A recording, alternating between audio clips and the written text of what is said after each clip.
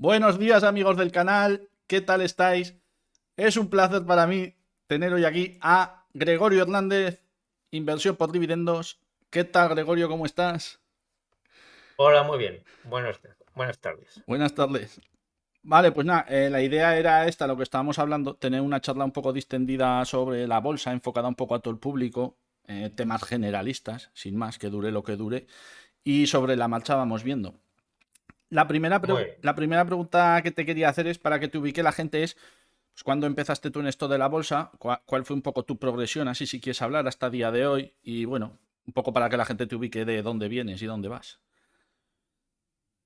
Pues yo empecé de niño porque mi padre me empezó a explicar la bolsa, o lo que era la bolsa, cuando yo tenía 5 o 6 años.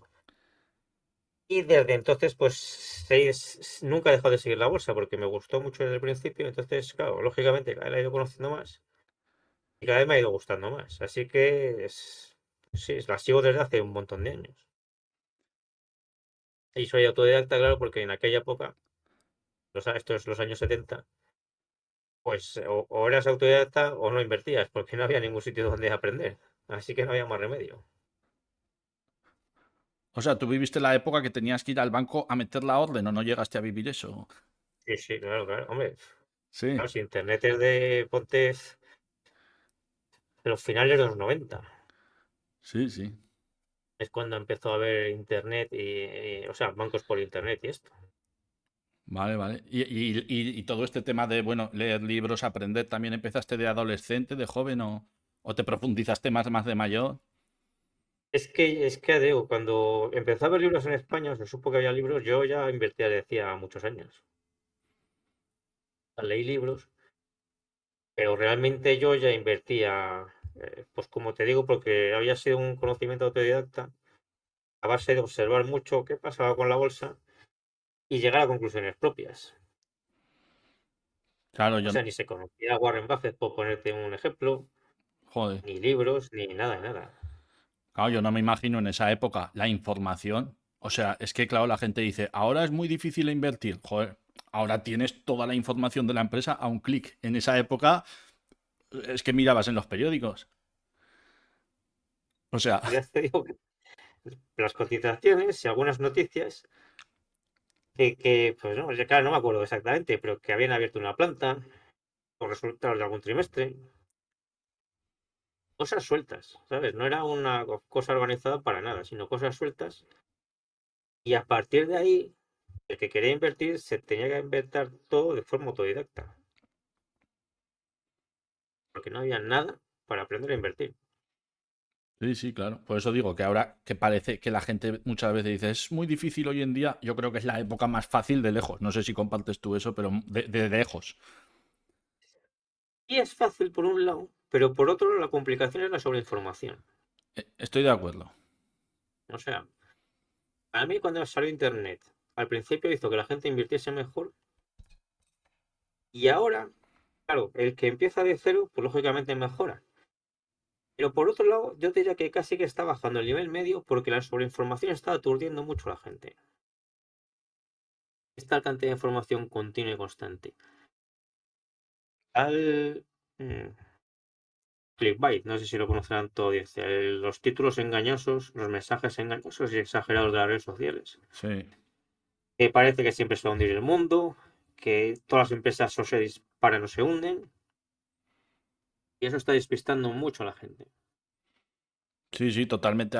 Y claro, tú que sabes, por ejemplo, una persona que sabe puede filtrar esta información, digamos, ligeramente, pero una persona que quiere empezar en la bolsa hoy en día, es que es fácil que empiece haciendo trading, luego criptos, luego tal, luego cual, y al final no sabe ni lo que hace de tanta historia que tiene. Tiene que centrarse mucho en buscar claridad. O sea, no cantidad de información, sino claridad. Eso es, para mí es lo fundamental. Exacto, sí, sí, sí. Es muy difícil eso, ¿no? Para una persona que no sabe, claro, es muy difícil. Pero bueno, es la A ver, clave, se es la puede clave. hacer. Más que muy difícil, lo que pasa es que la mayoría de la gente no sabe esto, entonces está buscando cantidad de información. Y eso es lo que consigue, tener mucha cantidad de información. Pero tienen que cambiar su forma de pensar para dejar de buscar mucha cantidad de información y empezar a buscar claridad. Sí, sí, sí, está claro. Eso también hablaremos un poco luego, que tengo ahí un apartado, vale. O sea, que tú empezaste de niño, tal, has seguido con eso, vale. Ya te ubicamos un poco en ese aspecto. Luego, si tuvieras que definir tu estilo de inversión por ubicarte también un poco, o sea, cuando miras al mercado, ¿qué es lo que buscas? ¿Qué estilo de inversión tienes? Todo esto. O sea, ¿qué es lo que tú quieres del mercado?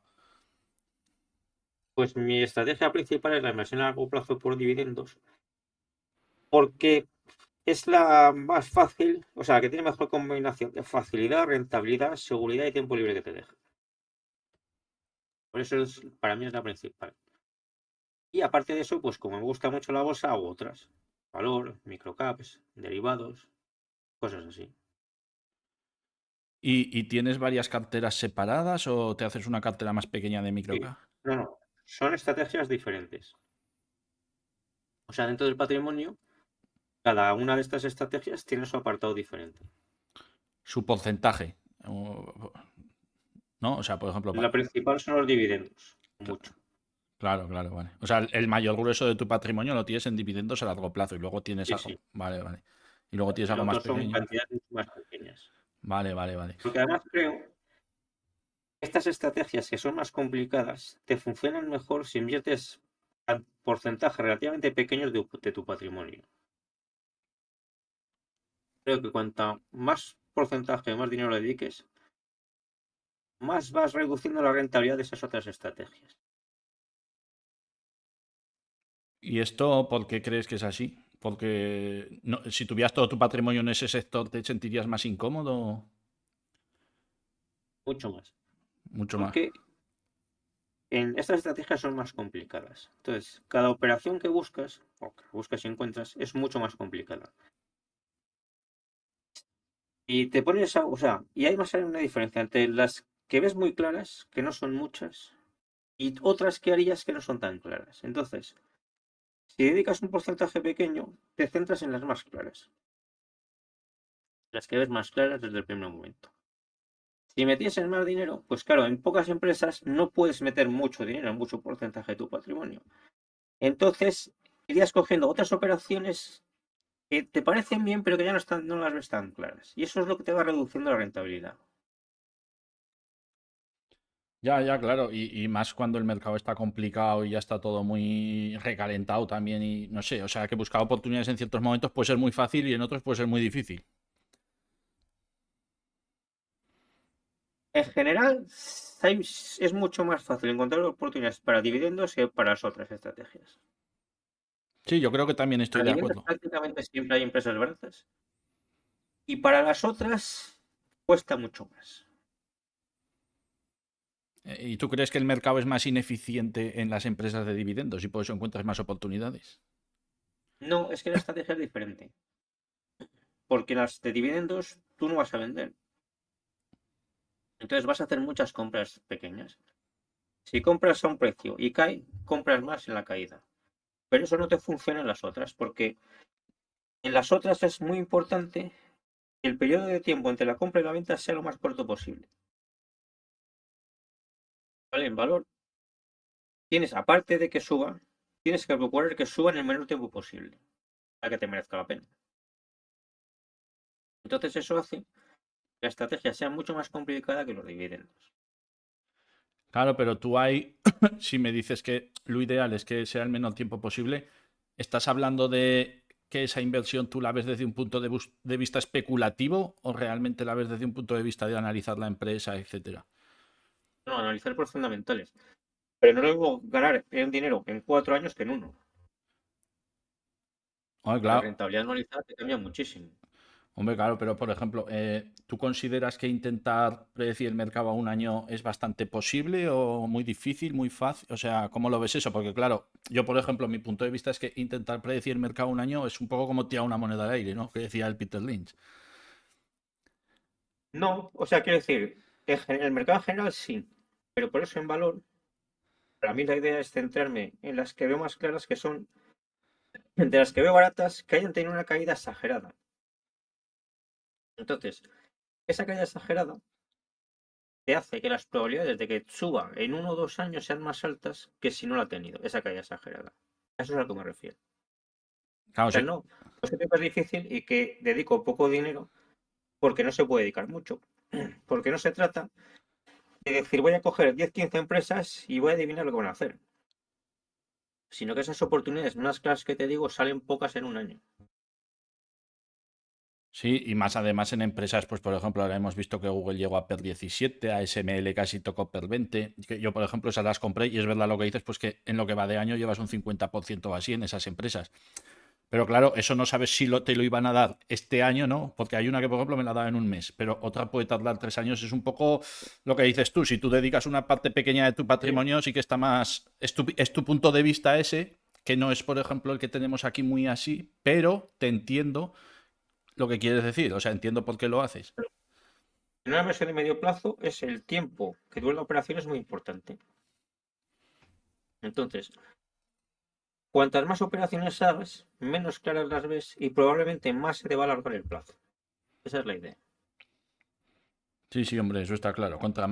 O sea, al final la filosofía es contra más dinero ganes y más rápido lo ganes, pues eso es mejor, evidentemente. Yo creo que todos buscan eso está claro. Y Claro, luego, pero eso para hacerlo con todo tu patrimonio es dificilísimo. Sin embargo, con una parte pequeña de tu patrimonio es algo más fácil. No te digo que sea muy fácil, pero sí algo más fácil. por tema psicológico. Por el tema de lo que te digo, que no salen tantas buenas oportunidades que veas claras como para meter todo tu patrimonio a la vez diversificarlo. Vale, vale, sí. Si Ok. te salen, ponte 3, 4, 5 en un año, para mí no es aceptable tener tu patrimonio en 3, 4 o 5 empresas. Todo tu patrimonio. Vale, vale. Porque ya Entonces que. aquí hay dos alternativas.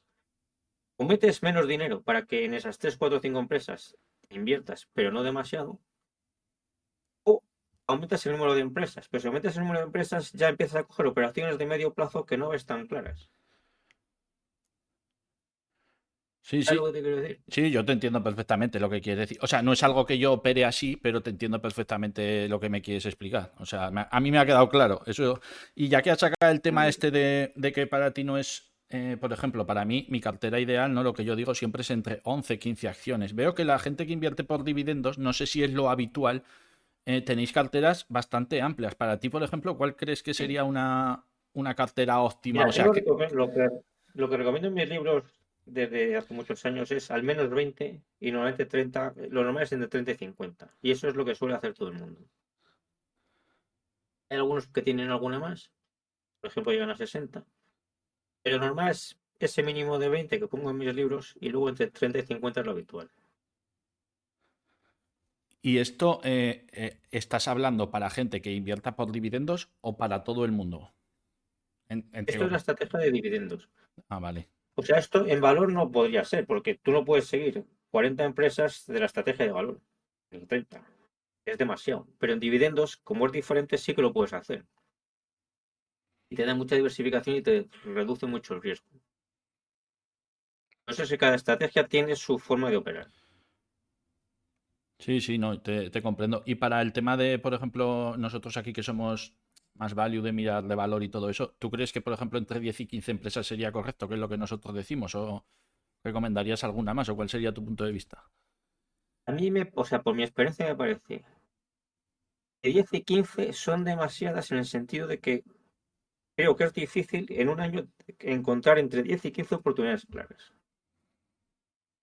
Entonces, si alguien las encuentra muy bien, pero me parece que lo más habitual es que a lo mejor claras se vean entre 3 y 5 y luego la que va hasta la 10 o la 15 sean oportunidades que se ven menos claras. Que son las que muchas veces te reducen la rentabilidad. Sí, Por pero eso luego notas, al invertir tú notas que no ves igual de claras todas las operaciones que haces. está claro. Y hay operaciones que las ves muy claras en empresas muy sólidas, eso está claro. Pero sí, a ver, yo normalmente suelo tener 12 acciones en cartera, es lo que me gusta. O sea, si me dijeras una cifra ideal para mí, yo son siempre 12, ¿sabes? A veces he tenido 14, 10 menos de 10 no me gusta nada. Pero lo que yo digo, que esto lo compartirás seguramente y que tú has dicho que no se pueden tener oportunidades en un año, es que una cartera, por ejemplo, como la que yo tengo, no la vas a hacer en un año. O sea, se ha aprovechado de oportunidades históricas, pues por ejemplo, cuando Meta llegó a 100, etcétera. Entonces, Claro, no es que sea hazte ya la cartera, sino ves construyendo con paciencia y es una cartera de años, quiero decir. Y tu cartera, o sea, cada empresa, ¿cuánto dura de media en la cartera? Pues ahora que creo que De tengo años. 4 años de media o así. Es una forma de hacerlo. En Claro, la mía, lo que hago es menos empresas, procurando que el plazo sea más corto. un poco más especulativa, por así decirlo. No, especulativa, no. Buscando operaciones más claras. O sea, que tú para hacer eso lo tienes que ver muy, muy claro. O sea, tienes que estar, que tú Claro. digas, esto es seguro, yo estoy seguro, aunque luego te puedas equivocar, ¿no? Pero tú, esto está seguro Sí. que... O sea, caídas de estas que dices, no pensé que esto fuese a caer tanto, por llamarlo así. Sí, sí, por eso digo que para hacer una cartera, pues por ejemplo, yo en el COVID compré Airbus a 49, que además esa fue pues, la que más suerte he tenido siempre porque la compré en el... Claro, esa oportunidad ha habido una en 10 años, es lo que dices tú, no va a haber Mm. oportunidades claras. Por eso digo que hacer una cartera con nuestro tipo de inversión difiere mucho de hacer una cartera de dividendos, como dices tú. Sí, mucho, es muy diferente. Claro, claro. Y el tema de tener Además, tanto... en dividendos no se vende. Y en valor, pues siempre tienes que estar mirando si vendes y la cambias por otra, o si vendes y lo dejas en liquidez esperando la siguiente oportunidad, claro. Sí, sí, y en dividendos, ¿cuál es el motivo de tener una cartera tan amplia? O sea, ¿cuál es la justificación? Pues para estar diversificado en empresas y en sectores. Tienes una buena representación de la economía mundial, digamos. Sí, sería como un poco Entonces, indexación al dividendo. no, indexación no, es diversificación. Entonces, tú vas, como no vendes, tú vas comprando las que ves más baratas. Y lo que haces es ir acumulando. O sea, no es la idea decir, pues he acumulado mucho dinero. Se puede hacer, pero no es la idea. He acumulado mucho dinero, compro 40 de golpe, sino que vas comprando y te juntas con 30, 40 o 50 a lo largo de los años. Idealmente, las compraste todas cuando estaban en caídas y estaban bastante baratas. O sea, tú vas haciendo también un poco de DCA si va bajando en la acción, ¿no? Un poco de ir añadiendo. Sí, sí, en el largo plazo por dividendos sí, en el valor, pues lo que hago es que a veces entro de 2 o 3 veces, pero planificado desde el principio. O sea, digo, aquí voy a entrar ahora con la mitad y si cae por lo menos un 20%, un 30%, por ejemplo, comprar la otra mitad. Pero no sigo cayendo más allá de lo que establecía al inicio. Sí, sí, yo eso también. En algunas ocasiones excepcionales también, por ejemplo, ahora tengo yo en vigilancia Hermes desde hace mucho que no baja esa acción. Y si yo tengo un precio que si llega ya le metería la mitad, aunque pague un poquito más, pero claro, pensar que esa acción va a bajar mucho al ser de tanta calidad, entonces ahí en situaciones excepcionales sí que lo hago. Y este tipo de inversión por dividendos que dices tú, ¿crees que es superior al resto? ¿Crees que es diferente? ¿Crees sinceramente que es la mejor tipo de invertir? O sea, ¿por qué la eliges? A ver, creo que es muy mejor para la mayoría de la gente porque es mucho más fácil que las demás. O sea, es la combinación, lo que te decía, de facilidad, rentabilidad, seguridad y tiempo libre que te deja. Es decir, es muy fácil de hacer más que valor, microcaps, derivados, todo esto. Es muy segura porque diversificas mucho, sigues la economía mundial más o menos, la rentabilidad es buena y te da una renta estable. O sea, en valor, mi estrategia de valor, claro, los resultados no son estables. Un año ganas lo que sea y el siguiente, pues a lo mejor no cierras ninguna operación con beneficios. Y entonces no has tenido beneficios de los que podrías vivir. Pero sin embargo, con los dividendos, un año cobras tanto y el año que viene sabes que vas a cobrar un poco más, y el otro un poco más, y el otro un poco más. Entonces eso da una estabilidad que es una cosa excepcional en tu vida. Te cambia la vida por completo. Las demás no tienen nunca esa regularidad de ingresos de los que podrías vivir. Sí, estoy de acuerdo completamente porque, por ejemplo, mi rentabilidad es muy volátil, está claro, eso está claro. Y en dividendos sería mucho más estable. Y, por ejemplo, claro, yo el problema lo veo porque si tú a mí me dices, yo tengo 10 millones de euros, pues bueno, me parece perfecto. Yo igual también cambiaría mi estrategia un poquillo a más tema de este y tal. Pero claro, para la gente a lo mejor que no se está viendo y empieza y tiene una cantidad pequeña, yo que sé, 20, 30, 40 mil euros, ¿tú recomiendas la inversión por dividendos, sinceramente? Y claro, es que para la mayoría de la gente es la forma más rápida de ganar dinero. porque las demás, la más rápida y la más fácil. Porque las demás estrategias son más complicadas y la mayoría de la gente no le va mejor que con los dividendos. A la mayoría de la gente no le irá mejor, claro. O sea, ¿tú crees, por ejemplo, que batir a un índice como el SP 500 es fácil mediante dividendos? Es difícil, porque aquí hay gente que dice que es muy fácil, otros que dicen que no, otros que tal. Yo lo veo difícil, sinceramente.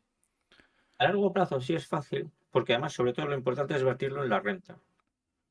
Pero a largo plazo sí es fácil porque vas comprando las más baratas. O sea, tú dirías que... Hay estudios, hay estudios hechos que solo con comprar, por ejemplo, las de precio valor contaminado bajo o PER más bajo o rentabilidad por dividendo más bajo, bates al índice. Sean empresas buenas o malas, sin hacer más filtro que eso. Solo con uno de esos factores. Pero si vas eligiendo empresas sólidas y las compras en caídas, lo que aumenta mucho es tu renta. Esa renta estable de lo que al final es lo que vas a vivir. Y hasta qué punto crees que es necesario tener un conocimiento sobre inversión? Porque claro, para hacer una inversión por valor más arriesgada necesitas un estudio de la empresa muy profundo. O sea, en plan, luego te puedes Sí. equivocar, pero ¿hasta qué punto crees que es necesario en este tipo de inversión que tú le recomiendas a la gente el estudiar, el saber contabilidad, todo esto? Bueno, análisis fundamental. Pues tienes que saber, pero es que por eso es muy fácil, porque tú eliges ya empresas que no van a ser normalmente la que más suba en el año, pero son empresas muy seguras y estables y que sabes cómo funcionan. Las eléctricas, por ejemplo, es que gente que no ha invertido en bolsa no piensa en ellas, pero en el momento en que piensa, se da cuenta de que sabe cómo funciona la empresa eléctrica y se da cuenta que sus ingresos son estables y por tanto sus beneficios. Y ya cuando mira un poco más, ve que sus dividendos también. Entonces, invertir en esas empresas y otros sectores parecidos. Mantener las empresas e ir cobrando los dividendos es algo muy fácil. Casi no tienes que hacer seguimiento. No, sí, sí, estoy de acuerdo. Y de hecho, mucha gente me dice a lo mejor en los directos, analiza esta empresa que se la han oído o al Gorka o al Loco o a ti o al otro. Y digo, pues esta empresa crece poco, tiene un free cash flow estable, que bueno, puede pagar el dividendo, igual no lo aumenta, pero lo va pagando tal. Y pues sí, eso es un tipo muy sencillo, pero claro, yo no sé hasta qué punto para la gente que tiene poco dinero, esa estrategia puedes crearle una bola de nieve, digamos, aceptable. Sí, sí. Tú te miras una calculadora como la que tengo en la web de invertiremos.info y ves, eso te funciona perfectamente. Lo normal es conseguir la independencia financiera en 15, 20 años, de acuerdo a tu sueldo. Empezando de dónde. De acuerdo a tu sueldo. O sea, una persona que tenga un sueldo de 2.000 euros, por ejemplo, pues que consiga una independencia financiera de 2.000 euros. La que lo tenga de 1.000, que lo consiga de 1.000. Y empezando de cero. ¿Y qué porcentaje de ese sueldo debería invertir para, o sea, porque, claro, dices eso en función de tu sueldo, lo entiendo, invirtiendo Pues un porcentaje. claro, pues sí, ponte que lo normal sea invertir pues alrededor de un 20%. Hay gente que a lo mejor que invierta un 15, otro un 30. Vale, vale, vale. Y hay gente que un 40. Lógicamente, cuanto más llevarse el porcentaje, menos tiempo vas a tardar. Claro, lógicamente, sí. Y tú, Sí. por ejemplo, porque esto no lo, o sea, muchas preguntas que te estoy haciendo no las tengo ni apuntadas, me he puesto aquí a hablar, pero yo, por Vale, ejemplo, vale, tú, yo lo que quieras. tengo muchas empresas, yo, por ejemplo, en cartera, que también me pagan dividendo, que no las compro por el dividendo, pero digamos que tiene un dividendo aceptable. Por ejemplo, Evolution creo que paga un 4%, en Mobrus creo que paga un 4,5, un 5, incluso un año un 7. Cricrimil me paga también, no sé, tiene un 30% de payout radio, pero es un 3%, es una locura. Para el 30% que es solo, es bastante dividend yield y tal. Entonces, claro, no sé hasta qué punto cegarte con el dividendo en este aspecto, porque, por ejemplo, Cricrimir, pues es una empresa que ha hecho desde que ha salido a bolsa un 20% anual y además te ha pagado ese dividendo. O sea, no sé si tú te enfocas más en empresas de estas, en vacas lecheras, en un poco... No, no. O sea, la empresa o sea, la estrategia de dividendos tiene que ser empresas conocidas y seguras. Ponte Iberdrola, Allianz, Procter Gamble, ese tipo. súper estables, maduras, ¿no? Sí, tiene que ser así. Hombre, Esta estrategia tiene que ser así. Las otras son para otro tipo de estrategia. Por ejemplo, Iberdrola, que es una empresa muy típica de dividendos, pues para la inversión de valor, pues no vale prácticamente nunca, porque es una empresa muy estable que normalmente va a tener poco recorrido para un inversor de valor en el tiempo en el que se quiere tener esa rentabilidad. Y de esas hay Claro, las muchas, sí. empresas demasiado estables, para valor, no es que te vayas a arruinar, pero no vas a ganar lo suficiente para que te merezca la pena el tiempo dedicado, Sí, sí, normalmente. esto que dices son el perfil que me dan a mí todas estas dividenderas que les... Claro. Sí, sí, sí. Vale, y del tema, por ejemplo, de... Claro, hay varias maneras de crear valor para el accionista. Hay empresas que crecen con adquisiciones, otras con dividendo. El tema de recompras. ¿Qué opinas del tema de las recompras en empresas y todo esto? Bueno, las recompras generalmente están bien. Una cosa curiosa es que a mucha gente le gustan más las empresas de Estados Unidos porque hacen más recompras, suelen hacer todos los años. Sin embargo, las recompras de acciones las hacen mejor las empresas europeas porque suelen hacerlas más bien cuando están baratas en lugar de todos los años. Entonces, lo pasa esa contradicción que te digo de que se valora más por las recompras las americanas, pero realmente las hacen mejor las europeas. Porque las hacen menos y las hacen en mejores momentos. Claro, o sea, yo se lo comparto. Las recompras hay que hacerlas cuando la empresa, tú entiendes que cotiza por debajo de su valor intrínseco. Pues las americanas, grandes y, bueno, y la mayoría, las hacen todos los años, estén caras o estén baratas. Sí, es como una No es que filosofía que estén tienen. mal, pero no es lo ideal, desde luego. A mí me gustan más las recompras de las europeas. Vale, vale, sí. Las hacen con más cabeza aquí en Europa. Más, o sea, aprovechan cuando la acción Es una está... política. Pasa una cosa, que es que las empresas americanas normalmente tienen stock options para los directivos y son un porcentaje importante del capital. Sí. Entonces, si no recompras en acciones, estarían todos los años aumentando su capital social, su número de acciones. Entonces, digamos que como para tapar eso, recompran todas las que emiten y alguna más. Y así van reduciendo el número de acciones. Pero realmente han emitido muchas cada año. Y claro, pues todo eso lo hacen con dinero de que viene de los beneficios, con lo cual por eso con dividendo pagan menos que las europeas. Sí, ese es un tema que yo vigilo mucho, el tema de las stock options, y sobre todo que lo cuenten como un gasto, porque para ti las stock options, por ejemplo, son un gasto. Son una cosa un poco rara, o sea, en este sentido quiero decir, lo más importante es el aumento del número de acciones. Entonces pasa lo que te digo, si es los americanos no recomprasen esas acciones, no es solo el gasto del año en que se producen, sino que estarían diluyendo ya toda la vida. Sí, sí, sí. Sí, Porque aunque las vendan los directivos que las recibieron, las venden en el mercado y las compra otro y las acciones siguen existiendo. Entonces es más allá del gasto anual que pueda representar.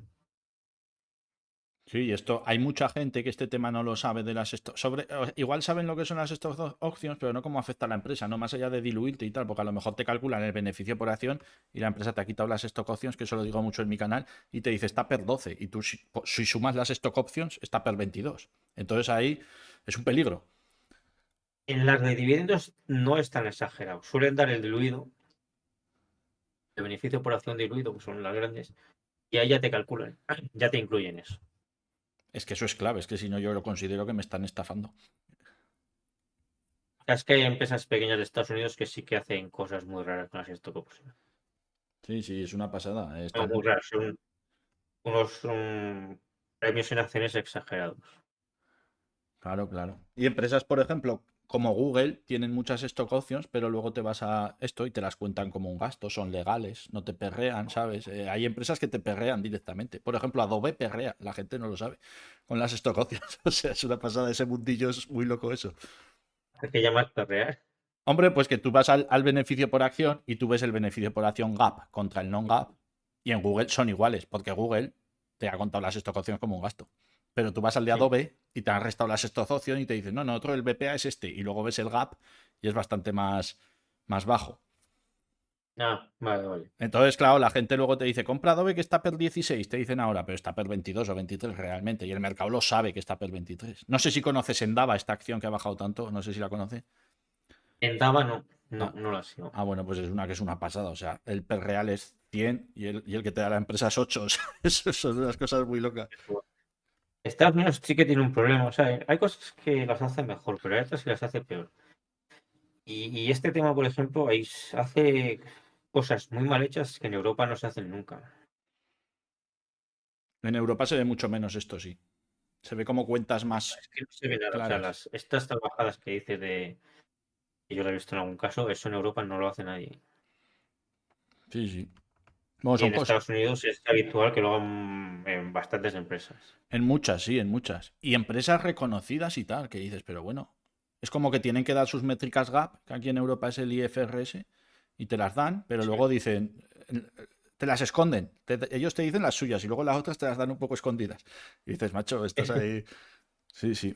Vale, vale, vamos a pasar un poco del tema que ya me he puesto a hablar y me he ido del guión aquí completamente. Eh, sí, claro, que me pasa siempre, vaya, con el loco igual me puse a hablar y ya no parábamos por ahí. Una pregunta que tengo aquí interesante, ¿no? Para que la audiencia también aprenda. ¿Cuál es el momento más difícil que tú has tenido como inversor? O sea, ¿cómo saliste de él? ¿Qué momento dijiste, hostia, el mercado no es para mí o que te viniste un poco abajo? No, es que a mí eso no me ha pasado. Pues lo que te digo, como yo empecé de niño, pues es que todo, o sea, ya he visto cracks de niño y entonces no he tenido, o contaba en Valencia este fin de semana que está. Pero es que de niño te llega un crack y no tienes responsabilidades, entonces no te da miedo. No es como a lo mejor un padre de familia que acaba de empezar a invertir en bolsa y a pocos meses tiene un crack y entiendo que le pueden entrar dudas. Pero claro, un niño, pues es que no tienes una mentalidad completamente diferente. Y ya más adelante no has Y ya tenido cuando vas creciendo, ningún... ya has visto muchos cracks y muchos tal y ya no te afecta, ¿sabes?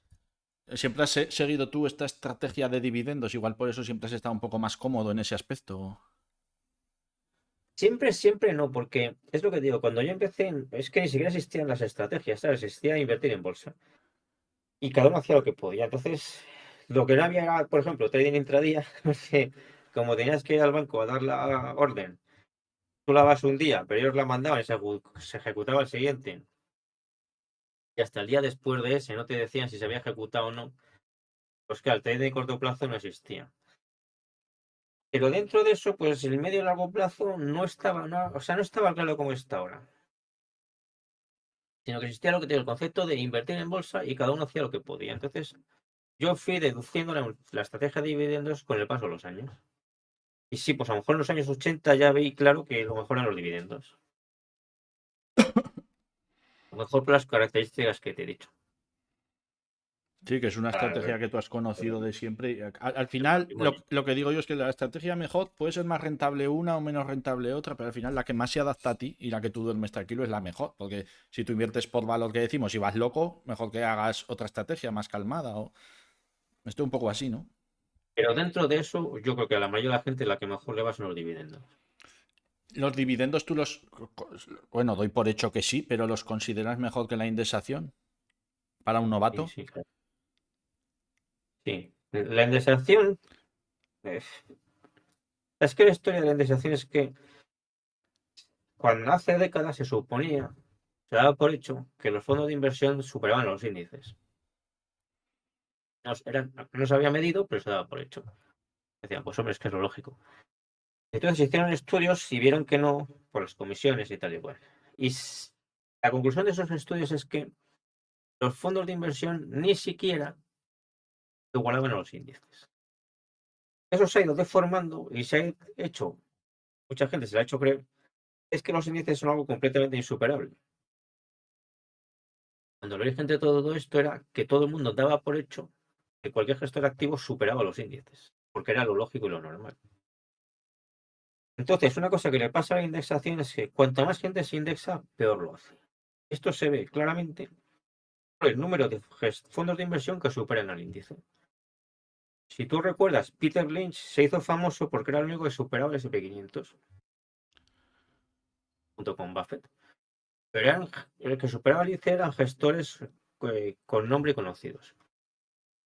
Ya desde hace años, tú ves estudios de la gente que promociona los indexados y lo que te dice no es un número concreto de fondos que superan los índices, sino que ya empezaron a hablar de porcentajes. Empezaron por el 5%, luego el 10, el 15, el 20. Depende del estudio, pero lo que se ha visto en los últimos años es que cada vez un porcentaje mayor de fondos activos superan los índices. Y eso es porque la indexación no es una forma de invertir, es decir, eso es una deformación. Los índices no se pensaron para invertir en ellos. Y entonces una de las consecuencias de invertir en los índices es que cuanta más gente invierte en ellos, peor lo hacen los índices. Y más fácil es invertir en acciones directamente. Por eso, por ejemplo, en la inversión de dividendos, los últimos a lo mejor 10 años ha habido muchas mejores oportunidades que nunca, precisamente porque mucha gente se indexa.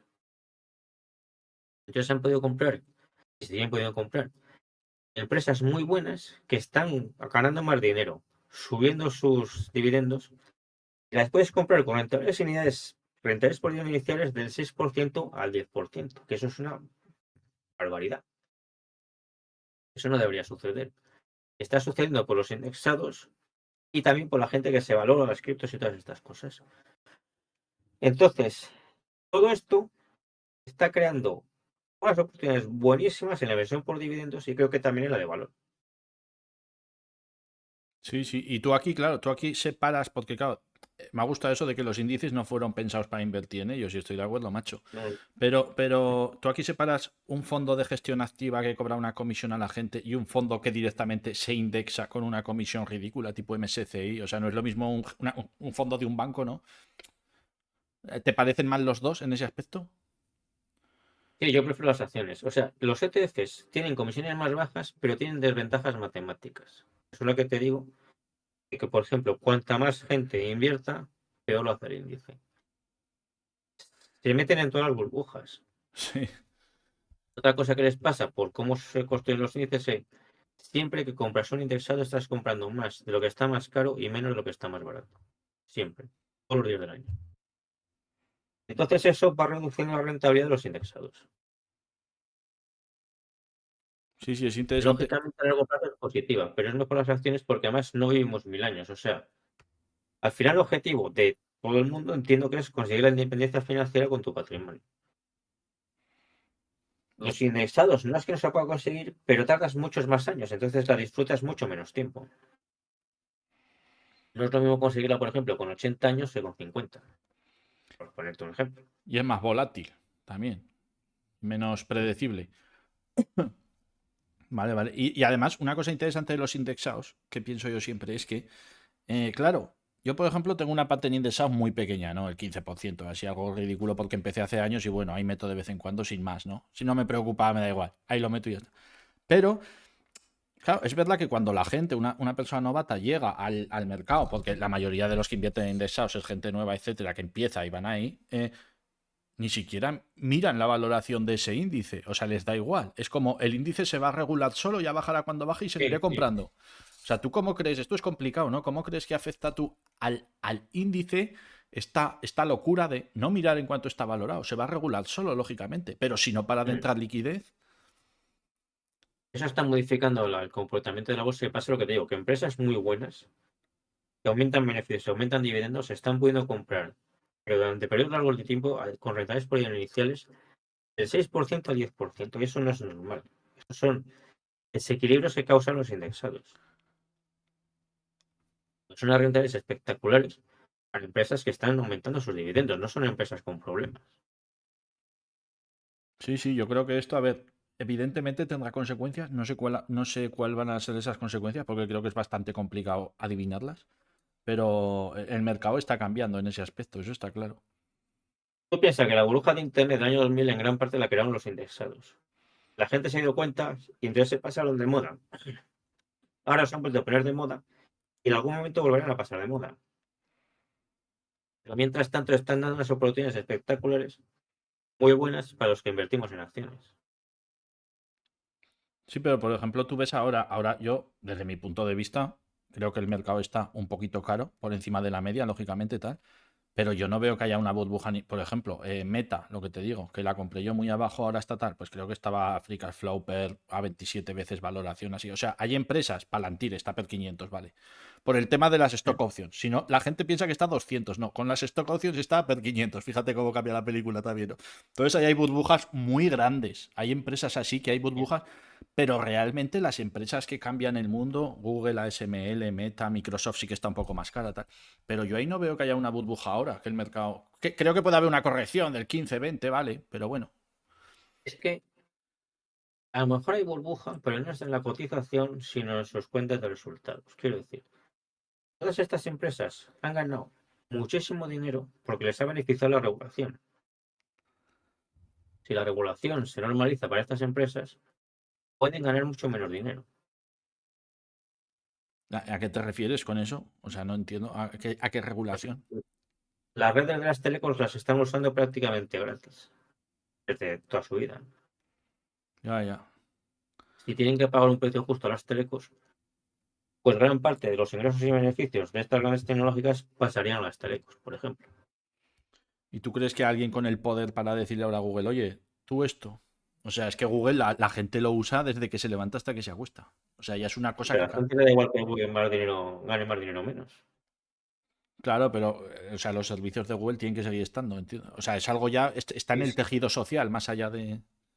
Si no digo que vaya a desaparecer, digo que gane mucho menos dinero. O sea, igual que perjudicaron a las telecos, los reguladores, pues puede pasar lo contrario. Y Google seguirá existiendo, pero a lo mejor ganando mucho menos dinero.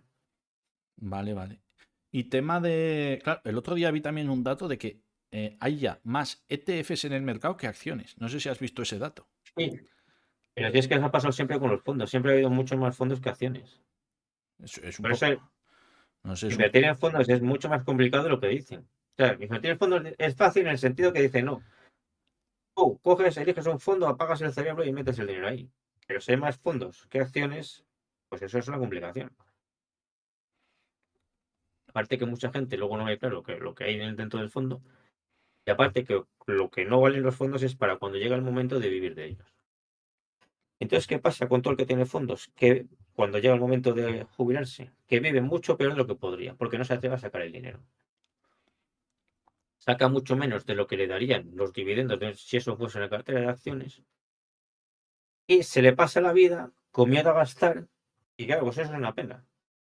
Porque te pasas la vida trabajando, ahorrando, invirtiendo, y cuando llega el momento de gastar, tienes miedo de gastar el dinero porque ves que te lo estás comiendo. Entonces, algo común a los inversores de fondos es que mucho peor de lo que podrían. Sí, ese razonamiento te lo entiendo. Y sobre todo, por ejemplo, si a mí me pasara, yo sabría vivir. Pero a ver, yo qué sé, yo también considero que sé bastante esto, ¿no? Pero, por ejemplo, para una persona, el 90% de la gente que invierte en indexados, que pues invierte y apaga el cerebro, lo que dices tú. Claro, cuando Sí. llegue el día de vivir de eso, pues ahí sí que comparto que no van a saber vivir de eso, pero porque no No saben. vas a vivir de eso. Y además, no sabría vivir de eso uno, pero es que son muchos. Entonces, te quiero decir que en un mercado lateral bajista van a vender la mayoría cuanto más miedo tengan. Y lo que van a hacer es provocar más caídas, que serán muy buenas para los que invertimos en acciones, pero que a ellos les van a hacer sacar mucho menos dinero del que esperaban de su patrimonio. Y la angustia va a ser cada vez mayor. Tío, eso será legendario. O sea, como haya una caída y empiecen a vender los novatos de los indexados, eso puede ser Es legendario. Yo pienso que los que les han dicho, tú no sabes invertir, como intentes te vas a equivocar. Mete el dinero aquí y apaga el cerebro, ¿vale? Y eso lo hacen con 20, 30, 40 años. Cuando tengan 65, 70, que no han aprendido a invertir, no saben nada, ¿qué van a hacer? Pues asustarse cuando caiga la bolsa. Claro, Porque además necesitan meter el dinero ahí. Es que, claro, les resulta muy fácil decir, bueno, pues cuando estoy trabajando, meto el dinero aquí y con el cerebro apagado tira. Y eso es fácil, porque están viviendo del sueldo. Pero cuando digan, no, el sueldo se ha acabado, pensiones no hay, tienes que vivir de esto. Pues lo lógico es que las caídas entren en pánico. claro, al final tú cuando llegas a ya una edad, pues a lo mejor te tienes que dar 10, 15 años de margen, igual a los 50 empezar a hacer rotación, a dividir, o sea, tienes que vivir, tienes que tener rentas, eso sí que lo comparto, o sea, al final, para Claro, una pero es que persona que no para eso sabes, empieza a hacerlo antes, ¿sabes? claro, pues por eso te Porque digo es 10 que o 15 empieza a años preparar para más si viene para un lo que mercado viene. bajista estar a tiempo de no perder patrimonio, de no, claro, pero es complicado para una persona que no sabe, no sabe. Es que si no ha querido saber, lo lógico es que siga sin querer saber hasta que ya no tenga solución. Sí, sí, a ver, a mí lo de los indexados, mira, para la gente novata y tal, bueno, no lo veo mal porque al final yo digo que ahorrar es mejor que ser un mano rota, pero sí que comparto también mucho que la gente no tiene ni idea de lo que hace, o sea, que el día que llegue Sí, sí. tal, ya veremos a ver qué es lo que pasa. Vale, vale. Bueno, ya hemos hablado un poquillo de los indexados, que era un tema interesante. Muy bien. Y además está bien criticarlos un poco porque parece que es la panacea, que está bien para alguien que sabe, si dice, oye, quiero tener un 10% de mi cartera, bueno, es respetable, pero apagar el Fíjate una cerebro y cosa, tal. es muy importante también para entender la vida. Los indexados consiguen a sus clientes hundiéndoles la moral y destruyéndoles la autoestima. A Y ver, dices, ¿cómo es eso? A "Hostia, no hay-". ver. Claro, es decir, tú no vales para nada. O sea, como pienses te vas a equivocar. Entonces ni se te ocurra pensar. Vete el dinero aquí y no pienses. Ya. Eso a la gente le hace ser mucho más pesimista. Y eso lo ves en las redes. La gente indexada es mucho más pesimista que la gente que invierte por dividendos. Y eso en gran parte es porque al vender los indexados les han hundido la autoestima. Sí, sí, sí. Yo, a ver, yo por ejemplo, pues ya te digo, o sea, comparto muchos puntos de vista de estos que estás dando y creo que los dividendos, en el camino de los dividendos, aunque no sea una inversión que yo haga, sí que la persona va a aprender mucho más, a tener un Claro. proceso de aprendizaje que en un indexado apagando el cerebro, está claro. O sea, al final, si tú a mí me dijeras para una persona qué le recomendaría más los dividendos. Le Sin recomendaría duda. más lo que yo hago y que estudie, pero también los dividendos, cada uno con lo suyo. Y luego Sí, sí que la sí. indexación, pero claro, avisándole de que el día de mañana qué vas a hacer cuando tengas dinero y tengas que... Es que hay gente que no se ha leído un libro, literalmente, es muy peligroso. Y es que uno indexado vive toda su vida con miedo. Porque es lo que le han metido en el cuerpo. Miedo. Sí, sí, está claro. Y es ignorancia Y al vivir toda final, su es vida con que... miedo pues es muy lamentable. Y luego también está el tema que digo yo muchas veces de que, ostras, es que tú vienes aquí a la bolsa y quieres ganar un 10% anual, que hay años que yo no lo gano a lo mejor, y quieres ganar un 10% anual sin hacer nada con el cerebro apagado. Claro, es como si yo te digo, quiero tocar el piano, pero sin tocar una tecla. Entonces, ¿de qué quedamos? O sea, al final te mereces un golpe. Claro. Pero por eso te decía que los dividendos es lo más fácil para la mayoría de la gente, porque tu crecimiento de beneficios es el crecimiento de los resultados de las empresas, que no depende de ti, no son tus decisiones de compra y de venta. Tú compras Iberdrola, o compras Unilever, o compras Allianz, o compras lo que sea, y lo que van a crecer tus rentas, tus dividendos, es lo que aumente los beneficios de esa empresa, no tu capacidad para comprar y vender acciones de esa empresa. Claro, lo que pasa es que esas empresas, lo que hemos dicho, tienden a aumentar los beneficios de una forma más pausada, a lo mejor que... Bueno, pero por encima de la inflación. Seamos cosas, claro, no te van a aumentar el 30%. Si te lo aumentas al 30%, pues claro, en muy pocos años cualquiera se conseguiría la independencia financiera. Pero el ritmo que lo aumentan es muy bueno para la mayoría de la gente. Sí, a ver, es algo estable. Yo a lo mejor en mi tipo de inversión lo que busco, yo es que también, o sea, lo que sé tampoco lo he buscado, es un proceso natural de la vida que me ha llevado hasta aquí, te quiero decir. No es que yo haya dicho, voy a leer muchos libros, no, pues me ha ido gustando. Y claro, yo creo que puedo conseguir algo más y por eso quizás tiro un poco más a buscar más en el pozo, ¿no? Pero para una persona a nivel sencillo, nivel incluso medio, sí que podría ser una estrategia que yo sí que la comparto que sería muy recomendable. Y vas a aprender más que con la indexación, eso también lo comparto, mucho más. Claro. Es que la estrategia de oro, que ya te digo que a mí me gusta mucho, es más complicada y necesita más tiempo. No es para todo el mundo. Sí, es muy loca, es verdad. Necesita tiempo y necesita saber mucho. Muy loca no es, o sea, tiene mucho sentido, pero necesita tiempo y conocimiento, mucho. Ah, pero imagínate que tú sabes, el tema simplemente que hemos hablado de las stock options, que no las cuentan algunas empresas americanas para el beneficio por acción, porque Mm. no las consideran un gasto. Pues simplemente con no saber ese detalle, que no lo vas a aprender seguramente en ningún libro porque nadie lo dice, te puedes comer un par de hostias buenas, depende de lo que compres. Entonces, son cositas tan finas que tienes que tener mucho cuidado. Vale, y ahora cambiando un poco, bueno, cambiando no. Tengo aquí, por ejemplo, cuando tú miras una empresa que tú vas a comprar, ¿cuáles son tus líneas rojas que ves, tus fortalezas? O sea, un poco, qué es lo que buscas, ¿no? En esa empresa. ¿Para dividendos o para valor? Para tu estrategia, aquí hablas tú, yo para dividendos en tu caso. No, pero es que yo también hago las dos, oye, y hago otras, por Bueno, eso te pues en digo, yo general, ¿no? ¿Qué es lo que tú más aprecias? Si pudieras comprar la empresa ideal, ¿qué líneas rojas ves? ¿Qué dices? Ostras, yo, por ejemplo, que la empresa no gane dinero es una línea roja. Tontería, pero te quiero decir cosas así, ¿no? pues para mí eso, por ejemplo, no, porque las empresas de dividendos a veces algún año tienen pérdidas y precisamente ese año es un momento muy bueno para comprarlas, porque la cotización ha caído. Entonces, básicamente, tanto uno como el otro, lo importante es entenderlas. Lo que pasa es que es más fácil entender el negocio de una empresa de dividendos que de una de valor. Además, la de valor, claro, buscas normalmente, como buscas que esté muy barata, esperando que mejore y tal y cual, pues la buscas cuando tenga problemas graves. problemas importantes. Entonces, claro, ya es más difícil analizar esos problemas. Por eso digo que es diferente lo que busco en dividendos que en valor. Por ejemplo, en dividendos, ¿qué buscarías? O sea, si dijeras 3 cosas clave que yo en una empresa cuando la miro tiene que Pues, tener. pero no son números, es barreras de entrada altas y que tenga un buen futuro. Si es posible que sea de sector bueno y dentro de sectores que no son buenos hay empresas que por lo que sea ya sí son buenas. Entonces lo fundamental son las barreras de entrada y que es lo que hace el producto o servicio se vaya a vender más en el futuro.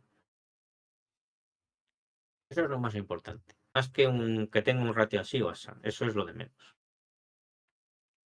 Claro, pero al tener un crecimiento, una pregunta sería, al tener un crecimiento, muchas de estas empresas ya son maduras y tienen un crecimiento más pequeño, porque ya están maduradas, ¿hasta qué punto tú puedes analizar que esa empresa, claro, dices, pues va a vender un 5% más anual, un 6, ¿no? Unas estimaciones. ¿Hasta qué punto crees que eso, porque es un margen tan pequeño que dices, hostia, igual deja de vender? O sea, es como que bailas en una línea No, muy fina, o tan seguro lo ves. es que si te fijas en este tipo de empresas, lo normal es el crecimiento. Iberdrola, tú te piensas de cuando eras pequeño ahora, Iberdrola siempre ha vendido más y ha ganado más. Es más fácil, o sea, es más probable que estas ganen más que las otras de valor que en teoría pueden ganar más, lo hagan, porque muchas no lo hacen. Ahí sí que hay más sorpresas que en las empresas de largo plazo. Sí, pues, y tú, por ejemplo, ahora conocerás Viajeo, supongo. Sí, ese sector no me gusta para largo plazo, nunca me ha gustado y yo no la considero a largo plazo. Y Claro, además creo que estamos viviendo un cambio estructural en el que probablemente se va a reducir el consumo de alcohol durante décadas. Entonces viaje, pues ese sector nunca me ha gustado para largo plazo y creo que ahora está el momento en el que puede hacerlo peor en el futuro que en el pasado. a mí me parece también un poco esa opinión, pero claro, lo que te quería decir yo, por ejemplo, es que Diageo, si sabes cuál es, que me ubicas en la que te digo, claro, Sí, las bebidas me la alcohólicas. decía mucha gente, hice un vídeo, ¿no? Con mi opinión así de un cuartillo de hora para YouTube y tal. Y miré los números. Y claro, esa empresa pues podía crecer al 2-3%, eran unas estimaciones que había y que cuadran porque ha venido creciendo así más o menos durante 15 años. Claro, y yo veía los free cash flow que estaba generando, el free cash flow tampoco aumentaba, entonces el dividendo entiendo que como mucho, pues te lo van a mantener quizás porque estaba pagando el 100% del payout radio prácticamente. Entonces al final, claro, yo ahí no veo una probabilidad de que la empresa, estaba ya per 13 o así, que una empresa que crece al 2%, que paga un dividendo que no crece, pues para mí es un precio justo, por así decirlo, incluso podría ser 10. Entonces, claro, yo ahí no veo por qué la gente la ve tan buena, o sea, yo es que me parece totalmente que puedes obtener el dividendo, ¿vale? Un 4% a largo plazo, un 5%. Pasa una cosa, yo esta digo, esta no la veo para dividendos, nunca la he visto. Una cosa que pasa es que hay que procurar las empresas cuando caen, no cuando suben. Entonces, hay gente que tiene tendencia a fijarse en las empresas que suben porque cree que así invierte más. Seguro, eso es un error grave. Danone, por ejemplo, la tienes que comprar cuando cae, cuando su rentabilidad por dividendo, por ejemplo, es del 4%, no cuando es del 2%, por ponerte cifras. Lo mismo con Iberdrola. Entonces, sí que es un error que se ha cometido en los últimos años.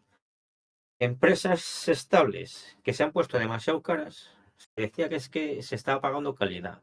Es que esas empresas, como siempre van a subir y siempre van a mejorar, pues casi que se podía pagar cualquier precio por ellas. Es como una versión nueva de las Nifty 50 Nifty 50 que digo, bueno, en Estados Unidos en los años 60.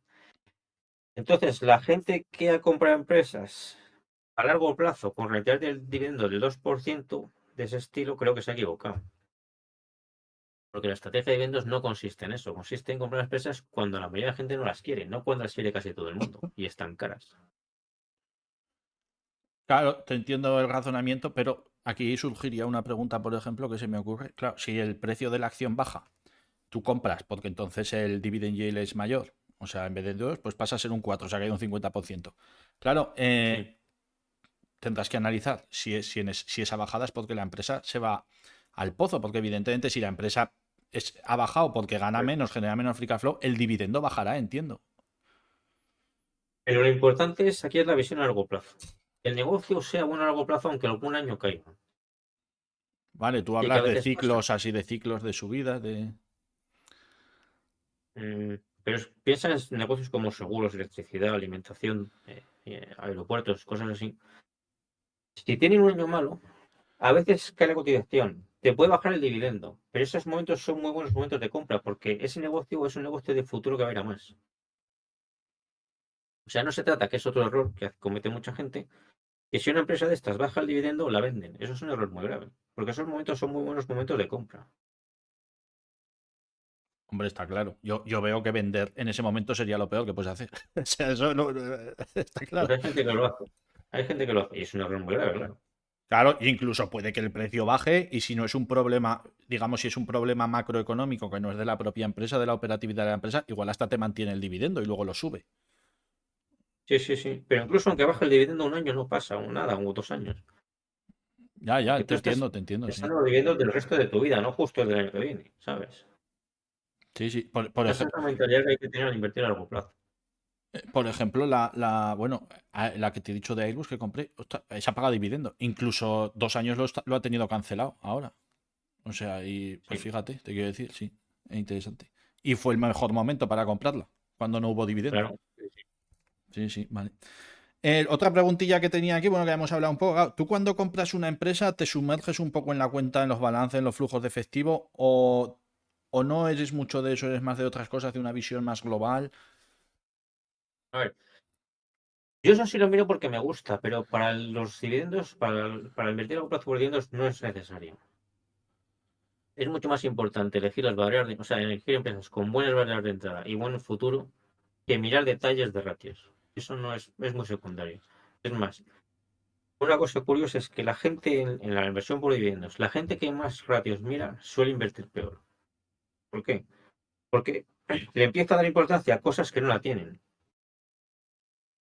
Entonces, la información esencial e importante es la primera que te encuentras, digamos. Cuando vas buscando más, vas añadiendo información, pero con menos calidad y menos importancia. Entonces, pero como la has buscado, pues parece que tienes que usarla. Entonces, al usarla, le das más importancia a la que deberías darle. Y eso es lo que va bajando, lo que va haciendo que cuanto más ratios se miren, generalmente peor se invierta.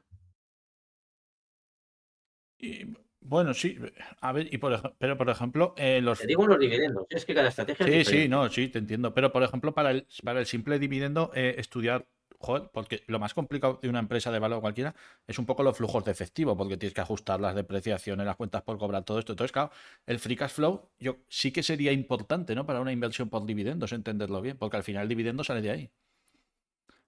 Sale de ahí. Pero si el negocio es bueno a largo plazo, te pongo de verdola, si un año por lo que sea tiene un mal flujo de caja libre, te baja el dividendo, no pasa nada, es momento de comprar. No, sí, En sí. una de valor, eso sí sería un problema. Si tú compras una empresa de valor y te espero venderla en un año o dos, por ejemplo, y resulta que te baja el dividendo, te baja la cotización y dices, pues ha pasado un año y está más bajo más baja que lo que la compré y no sé cuándo va a llegar los resultados al nivel al que la compré. Entonces eso sí es un problema en valor, pero no en dividendo. Sí, sí, por ejemplo, a mí muchas empresas que me han dicho de dividendo también, hay unas cuentas que tú ves que pagan dividendo por encima del free cash flow que generan durante muchos años y esto va haciendo que vayan pidiendo deuda para pagar el dividendo. ¿Qué opinas de esto? ¿Es una línea roja para ti o...?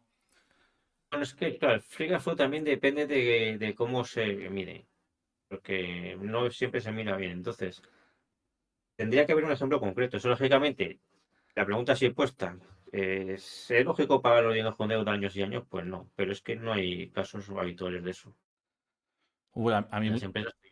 a mí muchas empresas que me han dicho sí que ves que, por ejemplo, yo qué sé, tenía una deuda de neta, hablo, yo qué sé, de 1.000 millones, iba creciendo 1.200 millones, 1.500 y luego ves que va pagando un dividendo por encima del free cash flow que genera, ya no el beneficio neto, sino de la caja.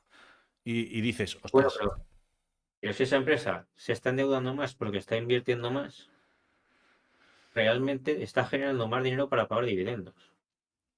esa sería otra situación, que esté endeudándose porque está invirtiendo y está pagando dividendos. Bueno, Es que eso es lo habitual. En las empresas de largo plazo eso es lo habitual. La deuda va aumentando, pero porque están aumentando las inversiones y entonces están aumentando también los beneficios. claro. Pero aún así, en este tipo de inversión de dividendos que me dices tú, yo sí que consideraría importante mirar las cuentas. No, no te digo tan a fondo como en tema de valor, pero... Que habrá mucha gente que Sí, no las pero la mire. deuda sigue con el ratio deuda neta EBITDA y eso no, bueno, puede subir un poco, pero quiero decirte, Iberdrola evidentemente debe mucho más dinero ahora que hace 20, 30 o 50 años, sin comparación. Pero eso no es que haya pagado su dividendo con deuda. Su dividendo lo paga con los beneficios y se endeuda para hacer inversiones nuevas. Claro, entonces, ¿Verdad? La deuda de Iberdrola serán 34.000 millones. Pues, que hace 50 años a lo mejor debía 100 millones de pesetas, ¿sabes? Que eran 600.000 euros. o sea que tú dices, Pero ese dinero lo que ha hecho es crear activos nuevos, no pagar dividendos. sí, pero estás pagando dividendo. O sea, al final Claro, lo estás pagando. claro, pero con el beneficio. Y aparte de eso, inviertes más para crecer más. O sea, Un lo que. ejemplo que pongo. Sí. Una empresa que tiene un restaurante. El restaurante le cuesta montarle 1.000.000 de euros. Y le da un beneficio de 100.000 euros. Y entonces dicen, bueno, pues como nos va bien, pedimos 1.000.000 de euros de deuda para crear un segundo restaurante. Y los 100.000 euros que nos da el beneficio, el primer restaurante, los repartimos como dividendo. Eso no es pagar un dividendo con deuda. Pagas el dividendo con los beneficios del primer restaurante que ya tienes pagado.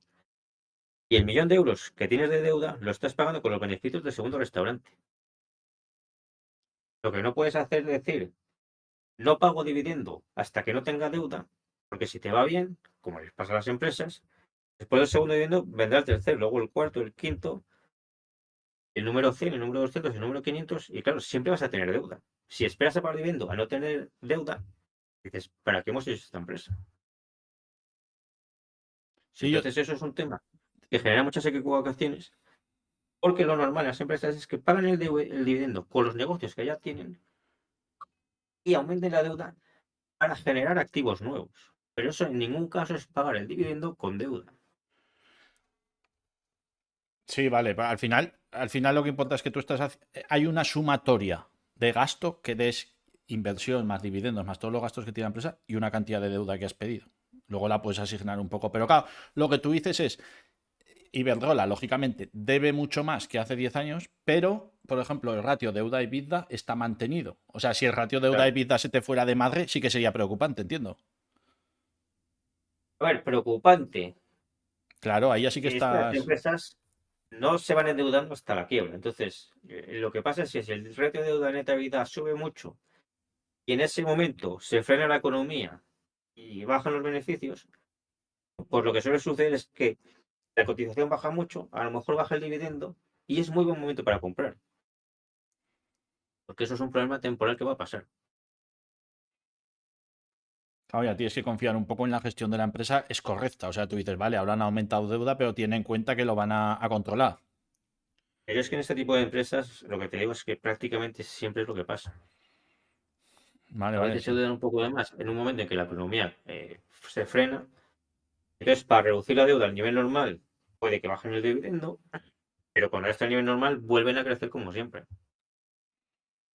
Sí, suelen ser empresas que tienen deuda. Sí, por ejemplo, la de Diageo, si no recuerdo mal cuando la miré, creo que tenía 4 veces deuda neta y vida. O sea que tenía ahí una deuda majilla. Sí, sí. Vale, Pero vamos a. esa te digo que para mí no es de largo plazo por dividendos, Sí, es otro bueno, tipo es de un empresa. ejemplo de lo que. Suelen tener deudas, sí, suelen tener deudas más que las que yo busco para valor. Prácticamente siempre. Sí, sí. Vale, tengo aquí otra. Normalmente el ratio de deuda neta vida suele estar entre 2 veces y 3 o 3,5. A veces llega a 4. Sí, por ahí suele Y estar, sí. alguna vez pasa de ahí, pero lo normal es que esté entre 2 y 4 veces más o menos. Vale, vale. Bueno, Y vamos a. generalmente entre 2 y 3. 3 y poco. Sí, vale. Sí, más o menos por ahí están, sí. Vamos a cambiar un poco de tema ya, porque ya hemos hablado mucho de los dividendos y ya, y si no estamos ya Muy bien. profundizando aquí. Vale, vamos con el tema que me han dicho todo el mundo que te pregunte, que no sé tampoco muy bien tu opinión, pero me han dicho que te pregunte del tema pensiones. Dice, pregúntale del tema pensiones. Digo, pues a ver, no sé qué tienes que decir de las pensiones, que me dicen que tanto que te pregunte. Sí, sí, sí, no hablo mucho de eso. A ver, pues las pensiones son una estafa piramidal. Me- Entonces, esto es algo que ya debería saber absolutamente todo el mundo y ya esto debería estar resuelto. Entonces, el problema grave es que sigamos hablando de las pensiones, es decir, que siga gente creyendo que va a haber una estafa piramidal y que España y Europa en general estén organizadas alrededor de una estafa piramidal. O sea, esto es completamente ridículo. se ve las pensiones como un problema grande, hay gente que lo ve como es una especie del núcleo de nuestra sociedad, algo que hay que mantener como sea, como una especie de símbolo de fortaleza. Y esto es una cosa que no puede ser más patética. O sea, que millones de personas hayan creído durante décadas que iban a vivir una estafa piramidal es algo que yo creo que va a dar mucha vergüenza ajena a las próximas generaciones. Que como esta gente podía trabajar, iba hacia aviones, montaba un restaurante, llevaba la contabilidad de una empresa, era comercial, era conductor y se creía que iba a vivir una estafa piramidal. Es que no puede ser más ridículo. Y es algo que está muy arraigado, porque yo, por ejemplo, ya tengo dinero, yo tengo la IF ya, tengo 38 años ahora, y mi madre lo sabe, que por ejemplo, que la tengo que va para 70 años, y me dice, cotízate para el día de mañana. O sea, es algo que no lo puedes sacar de ahí. Sí. Es una locura. Cada vez menos gente lo piensa, pero todavía lo piensa demasiada gente. Sobre todo mayor, ¿no? Entiendo, o sea, es lógico. Y los jóvenes también hay alguno que todavía lo cree, pero bueno, los jóvenes por lo menos lo van creyendo menos. Y tú o sea, qué crees que habría que hacer o qué habría que Yo hacer? creo que habría que haber pasado al sistema de capitalización hace ya bastantes años. Empecé a hablar de esto. Yo empecé en 2007, en enero de 2007, en internet. Y desde el principio empecé a hablar de esto. Y una de las cosas que decía es que no solo que había que pasar a capitalización, sino que había que hacerlo en un plazo de tiempo relativamente corto. O sea, que no teníamos toda la vida para hacerlo. Cuando yo empecé, pues a lo mejor el gasto en subsidios de los jubilados, porque un jubilado, para entender bien esto bien, hay que darse cuenta de que un jubilado es una persona arruinada que cobra un subsidio. El término de pensión lleva engaño porque parece que es un derecho. Es gente arruinada que cobra un subsidio. Entonces, había que haber pasado a capitalización hace mucho tiempo. Esos subsidios, pues hace 20 años a lo mejor sumaban, lo tendría que mirar, pero 40 o 50 mil millones de euros. Es mucho. Es que ahora son 200 y pico mil millones de euros. Los 200 y pico mil millones de euros se les está quitando a los trabajadores para mantener a gente que se arruinó de una forma ridícula. Y eso es una salvajada de dinero. Sí, sí, tal cual. Para ayudar a gente que se ha arruinado de una forma ridícula, que es así tal cual, ¿eh? Sí, sí, es que entonces, llegados a este punto, esa salvajada de dinero ya no la tienen los trabajadores. O sea, esta broma de que, broma entre comillas, de que los jóvenes de esta generación viven peor que sus padres no tiene ninguna gracia. Porque es porque sus padres se han arruinado y los tienen que mantener. Entonces, con esta cantidad tan enorme de dinero, la solución ya es que los jubilados vivan de sus viviendas. Matemáticamente es así. Sé que hay gente que le suena raro, pero cualquiera que mire los números se da cuenta. La solución más justa y más lógica es suprimir las pensiones y que los jubilados vivan de sus viviendas, de venderlas o de alquilarlas. Porque esto ha ido demasiado lejos. Es una de las mayores atrocidades que ha cometido el ser humano. Sí que estoy de acuerdo que es una Los atrocidad, jubilados que pero esa solución, evidentemente, no la veo viable. O sea, yo creo que la gente es la más lógica. O sea, es que si no es viable eso, lo viable es seguir masacrando sin piedad a los jóvenes. Y yo eso es lo que no veo viable. entonces Es que parece que estamos sin salida. no, sin salida no, que vivan de sus viviendas, es lo lógico y lo justo. Quieren pensiones dignas. La única forma de tener pensiones dignas es vivir de su dinero, no del de los demás. Es la única forma de tener pensiones dignas. Lo que ellos llaman pensiones.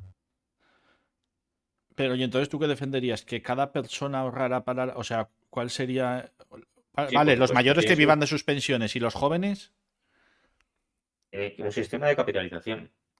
Pero eso no, no sé yo lo que es. ¿Qué quieres decir? ¿Que metan el dinero y se lo guarden a ellos para cuando se jubilen o cómo? No, que se lo guarden, no. El dinero que ya están dando los trabajadores para mantener a los arruinados, que vaya a una cuenta a su nombre para que ellos lo inviertan. ¿Para que lo invierta quién?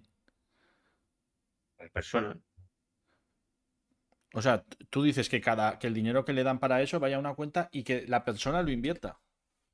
claro, todos los años, en vez de 500 euros a la seguridad social, se mete en una cuenta a tu nombre. Y eso lo van invirtiendo. Es que aquí hay dos patas que me cojean en esta teoría. La primera, que el gobierno le dé libertad al pueblo, que ya eso los quiere tener bien atados. Y el segundo, que la gente invierta su dinero. Si tú crees que van a saber hacer eso, si, siendo realistas, el 90% de la sociedad española no sabe gestionarse la nómina. O sea, es que Pero es que por eso tenemos este problema. ¿Sabes? Que lo que no podemos seguir es decir, vamos a mantener una sociedad infantilizada de críos pequeños, pero que vivan bien. No, si seguimos siendo una sociedad de críos pequeños, esto va a reventar y va a ser un desastre. Si queremos vivir bien, esos críos pequeños tienen que madurar. sí, De ser responsables de su vida. estoy de acuerdo. Yo creo, no sé si compartes esto, que cuando seamos nosotros, lleguemos nosotros a los 60, por ejemplo, yo que tengo 38, no lleguemos a los 60 tal, o sea, algo vamos a tener, pero vamos a vivir en la absoluta miseria, la gente que no haya tenido nada. O sea, algo, Y la algo gente te van que... a dar, unos cupones para que compres espaguetis, algo te van a dar, pero claro, va a ser muy miserable. Pero claro, es que eso lo que habría que dar es a la gente que no tenga ya ni vivienda un subsidio de a lo mejor 200 euros para que viva en un pueblo de la España vaciada. Lo que no puede ser es que un jubilado esté cobrando, jubilado arruinado, esté cobrando un subsidio para mantener una vivienda en una ciudad y se la están pagando jóvenes que están viviendo en habitaciones de pisos compartidos. Sí, no, es la realidad, es la No realidad. puede ser que el que paga el subsidio esté viviendo en una habitación de piso compartido y el que cobra el subsidio esté viviendo en un piso de su propiedad. Eso no tiene, o sea, es completamente inmoral. Es muy complicado este tema. La verdad que yo no sabría cómo atajarlo, porque hay jubilados que están cobrando 3.000 euros y el día a la extra se meten 6.000 euros. ¿Cuántos trabajadores de una fábrica hacen falta para eso? Es una plantilla entera. Para uno, o sea, es una locura. Sí, pero lo importante es que se den cuenta de que se arruinaron. O sea, que todo lo que dieron lo perdieron. Están arruinados. Y hacer un reset ahí. Pa. Y hacerse, claro, hacerse responsables de su error. Joder, muy complicado, la verdad. Y además es que esta gente, mucha de esta gente, no te digo todos, pero no tienen esta conciencia de reflexionar y debatir sobre esto, sino que ellos creen que lo merecen y punto. Y realmente lo merecerían, pero claro, es que diles tú que no. No, no lo merecerían. No, no se puede pagar para que luego los políticos del futuro quiten el dinero a gente que no ha nacido. O sea, tú no puedes decir ahora, yo pago este dinero para que luego me mantengan gente que ahora son niños o gente que no ha nacido. Es un contrato nulo de pleno derecho. Por lo cual no tienes derecho a que ese contrato se haga realidad. Ya, hombre, si lo miras desde ese punto, claro, es una aberración, o sea, es una Desde aberración. este punto de vista, porque es que no hay otro. Sí, sí, Es sí. que le están manteniendo a estos arruinados gente que cuando ellos decidieron que preferían hacer eso a invertir, no había nacido. Eso es nulo de pleno derecho. Por eso te digo que las pensiones son una de las mayores salvajadas y atrocidades que ha cometido el ser humano. Y estoy de acuerdo, yo estoy de acuerdo. Lo que pasa es que no otro a lo mejor, porque yo eso lo veo y me da igual. Mira, mañana cojo, me voy a Andorra y se acabó. ¿Me entiendes lo que te quiero? O me voy a República. No tenemos ese problema, pero la gente de a pie es que tiene que ser jodido de pensar en eso. O sea, claro, es que es una putada. La han engañado, es un robo, es un... Bueno, me han engañado relativamente, porque es que yo creo que esto era bastante fácil de ver. Entonces, y yo me acuerdo que a principios de los años 90 el ministro de Economía era Solbes y dijo que esto no funcionaba y que la gente tenía que empezar ya a invertir porque de esto no se podía vivir. Se enteró toda España. El que diga que no se enteró está mintiendo. A lo mejor no se acuerda, pero se enteró. Porque eso se habló durante días o semanas en toda España. Y la gente prefirió vivir una mentira en vez de hacerse cargo de la realidad. Entonces, los que seguro que no tienen la culpa, los que hayan nacido a principios de los 90, en los 2000 y en el 2010. Porque esos no estaban aquí cuando se montó esto. La culpa la tienen los que no quisieron invertir cuando se lo dijeron claramente. Entonces, tienen que hacerse ellos cargo de su error y dejar de echarle sus culpas para que paguen otro su error. Claro, y los que están pagando el error dicen, pero ¿qué coño está pasando aquí? Si yo no he hecho nada mal y me están dando por todos lados. O sea, es que... Es que por eso digo, es que es una de las mayores inmoralidades que ha cometido el ser humano en este sistema de pensiones. Sí, es duro, es duro. Es duro. La vida es dura y esto es duro, la verdad. Sí, sí. Sí. Bueno, ¿algo más que quieras añadir del tema de pensiones? ¿Lo dejamos ya? Yo creo que ya está bien servido por hoy, ¿no? Sí, ha quedado bien, ¿no? Más o menos, sí, sí. Es que es un tema muy complicado, ¿eh? A ver qué político, quién tiene cojones a meter aquí mano, porque encima es que es muy complicado. Vale, vamos a seguir un poco con la bolsa, si quieres. Muy bien. Claro, a ver qué preguntillas tenía aquí sobre la bolsa. Bueno, tenía una interesante también, fuera un poco de la bolsa, que claro, yo reflexiono mucho en el canal sobre esto, sobre cuando una persona novata llega a los mercados y tal, y se enfrenta al Internet. Y claro, en Internet hay una flora y fauna acojonante. Un novato puede acabar comprando plantas canábicas en Vietnam y en una estafa piramidal impresionante. Entonces, claro, ¿qué opinas tú un poco? Porque yo soy muy crítico con esto, o sea, muy crítico, pero a nivel... ¿Qué opinas tú de la flora y fauna de YouTube? Que, o sea, cuando un novato llega a YouTube, llega a Twitter, ¿qué probabilidades crees tú que hay de que lo cacen como un cervatillo? Yo lo que te decía, yo creo que Internet empezó haciendo que la gente invirtiese mejor la media de los inversores y desde hace unos 10 años está haciendo que esa media se haga cada vez peor. Porque no es solo la gente que empieza, sino gente que lleva años, que cae en errores por esa sobreinformación. O sea, no es que digas, es que la gente que, por ejemplo, lleva ya 5 años o 10 ya está a salvo de eso. No, no está a salvo de eso. Como no busque la claridad, se va a perder con la sobreinformación. Y esos son los problemas más graves que hay en nuestra sociedad. Pero no solo en la bolsa, sino en cualquier tema. O sea, en salud, entrenamiento, política, economía, pasa exactamente lo mismo. El principal problema que hay ahora no es que las ideas correctas no las pueda acceder cualquiera, sino que además de esas ideas correctas se accede a muchísimas más y hay una confusión tremenda. Y yo estoy de acuerdo en eso en el aspecto de que, hostia, que es que yo lo vivo, te quiero decir. Yo, por ejemplo, cuando me meto a analizar las cuentas de una empresa, es que si quieres, no acabas nunca. O sea, es que te puedes volver loquísimo. Sí, sí, puede ser infinito. Pues es infinito, claro. Hay que aprender a fijarse en lo importante, no a de echar tiempo y tiempo Exacto. y no acabar nunca. Un poco a entender patrones, ¿no? Pues en este modelo de negocio, por ejemplo, en una empresa de dividendos como Diageo, ¿qué es lo que tengo que mirar? Tener unos patrones, ¿no? Claro, porque además hay mucha Sí, sobreinformación, lo que dices tú. con el matiz de que a mí viaje no me parece el dividendo ni Sí, nada que ya no lo ha parecido. dicho, ya vi tampoco, pero que es un ejemplo, te lo digo porque es la única que miré, es la que más me decía la gente. Me decían, mira esta, no sé por qué me la decía todo el mundo esa. Sí, porque ha caído mucho, hay gente que la compró cara. Sí, Pues por eso me la decía mucha gente pero y digo, es voy a lo que hacer un vídeo decía. ya. El Y dividendo no consiste en comprar las empresas cuando están en el mejor momento posible, porque de ahí es cuando están lo más caras. Tienes que comprarlo cuando, preferiblemente cuando tenga un error, porque así están más baratas. O algún error, algún problema, quiero decir. algún problema que tú pienses que va a tener solución, lógicamente. O sea, que no sea un Claro, sí, pro. es que en las empresas de estos sectores sólidos, los problemas siempre tienen solución. A lo mejor hay algún caso raro que no, pero lo normal es que siempre tenga solución.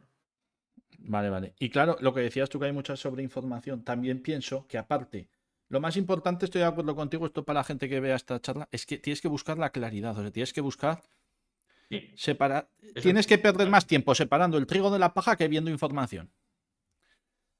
No perder más tiempo sin aprender a tener los mecanismos para ir directos a buscar la claridad. Claro, pero eso para ti decirlo, o para mí, Pero, por ejemplo, que pero sabemos de esto, es fácil, pero para una persona que no sabe nada, tiene que buscar las reglas claras de su estrategia. Por eso te digo, en dividendos para mí es la más fácil para la mayoría de la gente porque es donde es más fácil, que también hay ruido, claro, pero donde es más fácil entender qué es lo que tienes que buscar o buscarlo y alejarte del ruido.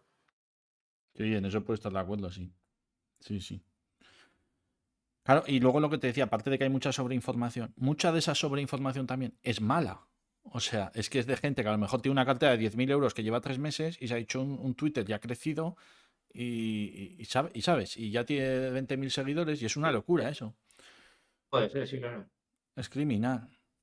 Yo es que esto de la flora y fauna de YouTube, Twitter, lo veo muy peligroso para la gente. O sea, antes igual tenía más valor, hace 5 o 10 años lo que dices tú. Igual antes era más valioso que ahora, fíjate. Mi impresión es esa. Claro, tampoco hay ninguna forma de regular eso, de organizarlo. Tiene que ser cada uno que se dé cuenta de dónde está la claridad y la busque y la encuentre. Y tú te moverás también por foros. La calidad de los foros ha bajado abrumadoramente. Yo tengo foros y ahora tengo el foro privado en el Club de la Independencia Financiera, Sí, porque pero un foro privado tiene mucha más calidad sin comparación que un foro abierto. evidentemente. Eso es lo que busco yo también, claro. Pero tú, una persona, un foro abierto, yo que sé, te vas a Rankia, al Inverforo de Foro Coches, a no sé qué, a tal. Eso es también la crema de la crema también. Puedes encontrarle todo, ¿no? Bueno, otra pregunta que tenía aquí también es, ¿consideras que la bolsa es un proceso de quemar etapas difícil donde la gente tiene que estudiar? Porque hay gente que viene y dice, vamos a comprar Palantir per 500 y no ha leído una cuenta de resultados en su vida. Entonces, hay una cultura aquí como de una parte que defiende el esfuerzo. Yo, por ejemplo, defiendo esa parte. Él estudia, aprende contabilidad, fórmate, tal. Y hay otra que dice, no, compra esto que va a hacer un por 10. ¿Dónde te sitúas tú ahí? Y claro, hay que formarse y entonces, por este motivo también, creo que a la mayor parte de la gente le va mejor los dividendos porque la formación es mucho más rápida y fácil. La formación de valor, de microcaps, estas otras cosas, inversión de crecimiento, a mí también me gustan mucho, pero es una formación mucho más complicada y que no se puede sistematizar. O sea, la versión por dividendos es la única que se puede sistematizar para que lo aprenda todo el mundo. Las otras son más artesanales. Sí, tienen más... Puedes No bucear se más. pueden sacar unas reglas tan claras como para la inversión por dividendos. Sí, ese Porque hay punto. mucha más variedad de situaciones. El hecho de no vender facilita muchísimo la estrategia de dividendos. Eso hay gente que le parece un detalle no muy importante y es un detalle fundamental. O sea, te cambia la vida por completo. ¿Vender o no vender? Vale, vale. Bueno, luego tenía también aquí, ¿qué opinas tú de estas empresas? Porque aquí estamos hablando de dividendos, de inversión por valor, de tal. ¿Qué opinas de, Sí. de este tipo de inversión que está de moda en la gente, sobre todo novata? De empresas que van a cambiar el mundo. Ahora está todo el mundo con el Open, con el ASTS, con el no sé qué, que cada año pierden más dinero, que incluso alguna cada año vende menos, que digo, joder, hostia, si va a cambiar el mundo que pierda dinero, pero por lo menos que vaya vendiendo. No sé, ¿qué opinas de todo este sector que hay? ¿Lo ves como ludopatía? ¿Lo Eh, ves como...? sí, o sea, esa forma de invertir es muy complicada. Pero pasa una cosa curiosa. En los años, hasta los años 90, solo podía invertir en la bolsa de un país prácticamente la gente que vivía en ese país. La gente de fuera, aunque conociese la empresa, no podía invertir en ella. Ahora es muy fácil invertir en cualquier sitio del mundo. Entonces, empresas muy conocidas, que dan un servicio por internet o lo que sea, las conoce todo el mundo, en todos los países. Y es muy fácil para cualquiera decir, quiero comprar acciones de esta empresa, porque la uso para no sé qué y ni miro si gano o si pierdo dinero. Pero la conozco, la conoce todo el mundo, así que esto yo doy por hecho que tiene que ir a mejor. Entonces se crean burbujas con más facilidad que antes, porque en el mundo de los 90, aunque te pasase eso, no podías comprar esa empresa. Por ejemplo, una empresa que me acuerdo que existía en los 90 y ahora creo que ya no existe, que es Borland, de software. Pues en España se conocía, la gente que programaba, conocía a Borland, te podía gustar sus productos, pero no podías comprar sus acciones. Ahora, en ese caso, sí que puedes hacerlo, pero desde España, Francia, Alemania, Italia, Hong Kong, Australia, Nueva Zelanda y todos los lados. Entonces se forman esas burbujas. Bueno, está claro que la globalización da lugar a movimientos de estos mucho más agresivos, claro. Eso está claro. Pero bueno, hay gente ahora, ya te digo, y luego es que hay gente que dice, vale, a mí me dicen mucho, este proyecto es el futuro, ¿no? Porque, claro, me mandan mensajes, este proyecto es el futuro. Digo, pero va a ser rentable, porque a lo mejor que algo sea el futuro no tiene por qué Claro, ser sí, sí, rentable. Es que eso también es muy importante. Es que sí, sí. igual cambia el mundo, pero la empresa pierde dinero completamente. Entonces, vale, la empresa cambia el mundo, está muy bien, pero para poner tu dinero no estaba tan bien. Eso tampoco la gente lo separa. Sí, sí, eso es lo que te digo, es usan un servicio que lo usa todo el mundo y dicen, pues esto seguro que va a cambiar el mundo y las compro. Y no saben si pierdo o gano dinero. Eso es una cosa que pasa mucho y pasa de gente de todo el mundo comprando empresas que son relativamente pequeñas para que las compre en avalancha gente de todo el mundo.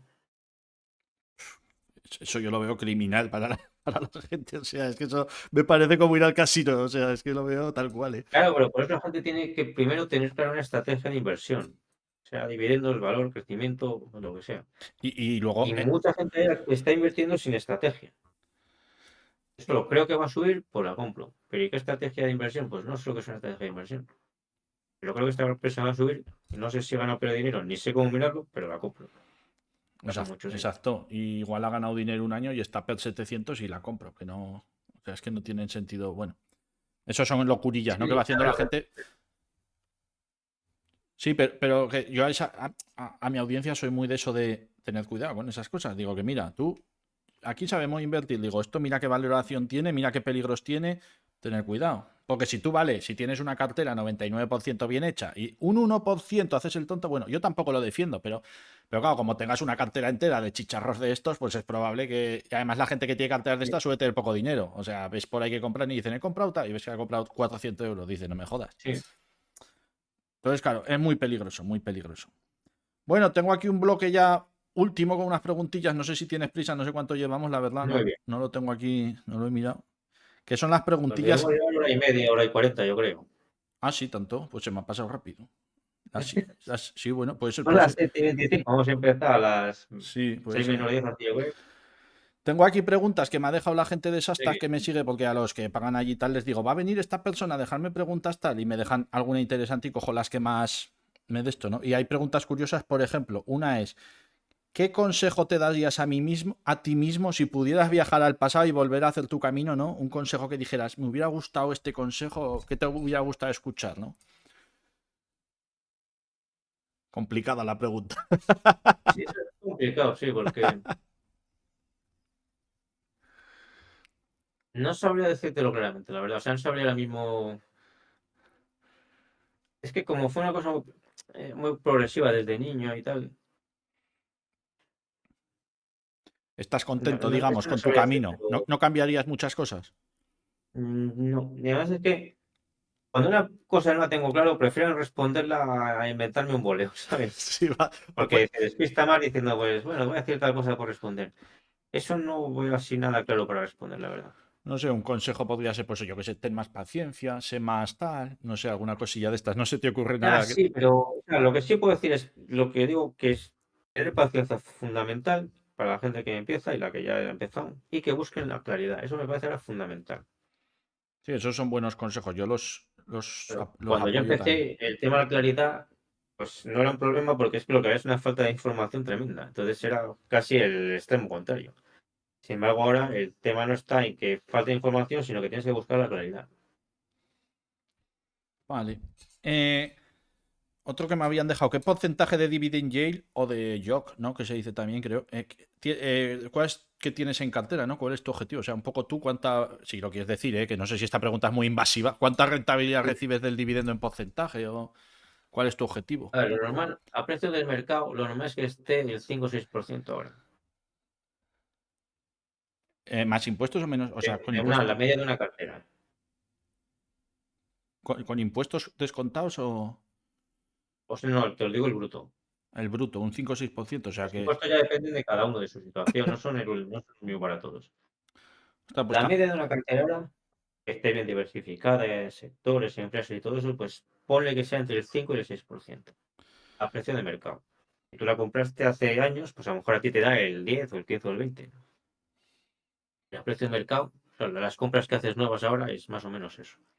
Y dentro de eso, como es una media, pues hay empresas que las puedes comprar con el 8 o 9%. Vale, y como esa rentabilidad va subiendo con los años, lo que dices, ahí es cuando dices que es más fácil batir al índice. En rentas, por así decirlo. Claro. No, es que ya desde el principio lo bates. Es que un índice, tú compras un index ahora al SP y te va a dar de rentabilidad por dividendo, o te va a dar el SP un 1%, un 1 y poco. Ostras, Por ese mismo te haces una cartera que te da el 5 o el 6, que es 5 veces más de renta. pero los indexados sí que dan un 6%. Del 1% no entiendo qué dices. El SP 500 tiene una rentabilidad por dividendo de más o menos el 1% Ah, por dividendo. Vale, pero por dividendo. sí, comparándolo con un indexado. O sea, claro, el indexado no hace bola de nieve. Hace bola de nieve. Claro, vas aportando. Va a estar el dividendo, Yo es te como decía la diferente. renta. Va subiendo el dividendo. Con el mismo dinero, si lo metes en el SP, te da un 1%, si lo metes en acciones, te da una media del 5 o 6, que es unas 5 veces más de renta inmediata. A lo Sí, que vaya hablando subiendo de luego. dividendos. Sí, sí, de dividendos. Vale, vale, que pensaba que decías en global. Digo, coño. Vale, No, no, vale. o sea, es que la pregunta era de la rentabilidad por dividendo del YEL y tal esto, y es lo que estaba, o sea, estaba siendo por este tema. Sí, sí, vale, vale, vale. Y luego a eso, ¿en tu cartera realmente le sumas algo más? ¿O simplemente es lo que te va dando? A ver, ¿O las acciones van la subiendo, pero revalorización de las acciones, cuánto crees que te podría dar anualmente en una cartera de dividendos?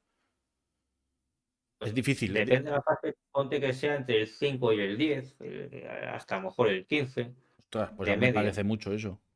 pues de años. Hay épocas que está lateral, otras que caen. Y luego cuando sube, por ejemplo, un 30%, eso es un año puntual, eso no puede ser la media. Sí, sí. Cuando sube un 30% es porque a lo mejor el año anterior o hace dos cayó, ¿sabes? Ponte de media un 5 o 10, más o menos. Vale, Como vale. media a largo plazo. Otra pregunta que tenía es, en el tema dividendos, ¿qué países tocas, no? ¿Qué sectores? Cuenta, o sea, ya sabemos que de acciones tú dices mínimo 20, 30, 40, pero de sectores, países y tal, ¿qué temas tocas? O sea, ¿tienes ahí alguna cosa? O sea, ¿cómo te mueves ahí? De países, España, Francia, Alemania, Países Bajos, Reino Unido y Estados Unidos. Esos son los que tengo, no sé, creo que no se me olvida ninguno. Y son los principales. ¿Y eso es porque no tienen doble retención ahí o...? Alemania y Francia sí la tienen, aunque en Francia están ya empezando a quitarla. O sea, en Y en Francia sí. general en Europa la van a quitar, parece, el año que viene. Parece. Sí creo que la van a mejorar, desde luego, y creo que la quitarán. En Francia es O una sea, Reino matada, Unido no sí. tiene, y o Países Bajos y Estados Unidos tienen el 15. España no tiene doble retención, claro, y Alemania tiene el 26 y Francia el 25. Pero Francia, los brokers que ya han hecho el procedimiento tienen el 12,8 y eso lo recuperas en el IRPF. Igual que Estados Unidos y Países Bajos. Vale, vale, porque además es un tema importante, sí, claro, porque joder, te quita un montón, sí, ¿no? Es una locura. Vale, tengo otra pregunta que dice, ¿qué cantidad, ya, la típica pregunta, ¿no? Que quiere saber todo el mundo, ¿qué cantidad tengo que tener para que una cartera me dé una renta, digamos, de 1.000 euros al mes en dividendos? Es que esa es la pregunta que hace todo el mundo. Claro, La respuesta que tiene que saber es que hace falta más tiempo que dinero. O sea, si quisieses tener esa renta mañana, pues tendrías que tener mucho dinero. Pero si la quieres tener con el tiempo, ahorrando unos pocos cientos de euros al mes, la vas a tener seguro con el paso del tiempo. Porque el paso del tiempo te hace ganar mucho más dinero de lo que tú ahorras, sin comparación. totalmente de acuerdo. Llega un punto que ya casi lo que aportas es irreverente, o sea, va sumando, pero... Entonces, claro, y eso frena a mucha gente para invertir, porque dice, ¿cuánto dinero tengo que tener? Y esa cantidad les parece muy alta, pues serán algunos cientos de miles de euros para tener una renta de 1.000, 2.000, 3.000 o lo que sea. Y dicen, es que yo no voy a poder ahorrar cientos de miles de euros. Y dices, claro que no. Es que tú no tienes que ahorrar cientos de miles de euros. Tú tienes que ahorrar unos pocos cientos de euros al mes. Y con esos pocos cientos de euros al mes y el paso del tiempo llegarás a tener esos cientos de miles de euros. Sí, sí, que el paso del tiempo es lo más importante en esto, es que está claro. Y Claro. como pasa tan lento, porque hay gente que dice, yo llevo 3 años, digo, joder, en 3 años la línea del interés compuesto y la línea de aportaciones va pegada prácticamente. O sea, aún no se ha empezado a notar prácticamente. O sea, ¿cuándo se nota? Lo ¿En 8 o importante 10 es años? empezar. Empieza a notarse en 8 o 10 años. Oh, claro, es que necesitas un tiempo. Lo importante es empezar, sí. ¿Y cuántos años dirías tú que tarda esto en que tú dices, hostia, ya se me está despegando lo que yo he aportado de lo que yo Mira, estoy eso, o ganando? sea, el dato más importante es lo que te decía. Yo creo que ahorrando un 20% del sueldo, 20-30, en unos 15 a 20 años lo normal es tener la independencia financiera. Sí, tener el sueldo que estás ahorrando en dinero. Ahorrando un Más o 20-30%. Por menos esa ciento. es la cuenta. Vale, vale, vale. Luego, tengo alguna preguntilla más. Tengo, cuando tienes claro, esto es interesante, ¿no? Cuando tienes claro una inversión, que tú quieres invertir en una empresa, ¿estudias un tiempo el mejor momento para entrar o si es por dividendos eso te importa menos? O sea, ¿cómo decides cuándo entrar? ¿Qué ratio miras o qué es lo que miras? A ver, claro, miro la valoración y entonces siempre procuro comprar lo más barato, pero en el medio plazo es mucho más importante que en el largo. Por ejemplo, otro ejemplo, si tú vas a meter 5.000 euros en Iberdrola a largo plazo, pues cuando ya la ves bastante barata metes 1.000. Si cae más, metes otros 1.000, si cae más, metes otros 1.000 y así hasta los 5.000. En el medio plazo no, en el medio plazo espero mucho más, a lo mejor estoy siguiendo dos o tres o cuatro y compro la que tenga una caída más fuerte. Entonces, en el medio plazo es especialmente barato comprar lo más barato posible. O sea, es especialmente importante comprar lo más barato posible. Entonces, miro mucho más el precio en el medio plazo que en el largo. No es que en el largo no lo mire, pero en el largo funciona mejor no mirarlo tanto por la cantidad de dinero, porque en el medio plazo puedes mirarlo mucho más porque vas a hacer muchas menos compras. Si en el largo plazo lo mirases tanto, las compras que harías serían muy buenas, pero serían muy pocas. Y entonces mucho dinero se te quedaría sin invertir. Y el conjunto te da una rentabilidad más baja. ¿Vale? Y tú, por ejemplo, claro, metes 1000 a Iberdrola que dices cuando notas que ya está barata y si sube, pues ya dejas esos 1000 y ya está, hasta que pasen 3 años o 5, cuando sea y vuelva a bajar. Siempre le haces así Bueno, un poco por partes. depende un poco del caso. O sea, imagínate que Iberdrola ahora está a 15 y vamos a poner que está barata a 12. Pues si cae a 12, pues metes 1000. Y si dentro de 3 meses sigue a 12, pues metes otros 1000. Y si Ya. dentro de 6 o 9 meses está a 13, que ya pasó casi un año, ya está a punto de subir el dividendo, pues a lo mejor metes otros 1000, ¿sabes? Vale, vale, vale. Y luego me queda una o dos solo. ¿Ha cambiado tu estrategia de inversión a los... O sea, claro, todos tenemos una evolución como inversores. Yo, por ejemplo, ahora ya creo que estoy súper evolucionado, ¿no? Pero también lo pensaba Sí. hace 5 años y, no y luego me di cuenta que no. O sea, siempre vas aprendiendo. Sí, yo digo siempre en mi canal que hay un error en todos los inversores y es que todos pensamos que sabemos más de lo que sabemos. O sea, ya uno aprende lo que es el PER y se piensa que ya sabe valorar empresas y no tiene ni idea. Y entonces, ¿tú has ido evolucionando como inversor? O sea, ¿has cambiado alguna estrategia, algún punto de inflexión que dijeras, he cambiado completamente Sí, esta claro. cosa? Tú piensas que es que yo empecé de niño y sin estrategia de inversión ni nada, porque no existían. Entonces, claro, por supuesto que fui cambiando, porque es que para empezar tuve que ir creando lo que el concepto de lo que era esa estrategia de inversión en mi cabeza, porque no existía. Lo que te decía antes es que si existía invertir en bolsa, cada uno como pudiera. Entonces, fue un proceso autodidacta hasta que llegué a formar y definir la inversión por dividendos. Y ya esa es la que sigues hasta hoy en día principalmente Claro, y la que sí. seguirás ya. Ahora ya no creo que cambies, ¿no? No, esta va a ser siempre la principal, sí. A lo Vale, vale. mejor meto alguna más pequeña para una parte de pequeña del patrimonio, porque me apetezca, tenga tiempo, pero los dividendos van a ser la principal toda la vida, claro. Vale, vale. Pues nada, yo ya no tenía más preguntas. Si quieres decir alguna cosilla o algo, o yo por mí ya todo finiquitado, más o menos, en No una sé, charlilla buena. yo creo que sí, que ha quedado bien. Sí, no, ya está. Por lo menos yo creo que ha sido muy para todos los públicos, digamos. Menos un poco cuando nos hemos metido ahí en el deuda neta de vida y tal, pero bueno, ha sido ligeramente. Sí, no ha Va- sido mucho. Vale, pues nada, pues muchas gracias por pasarte. Cuando quieras, aquí A estamos, ti, como si fuera tu casa. muy bien. Y nada, Pues si venga, quieres otra vez, lo hacemos otra vez, más adelante. venga, pues ya actualizaremos. Venga, pues anda, gracias, Gregorio. A ti. Gracias.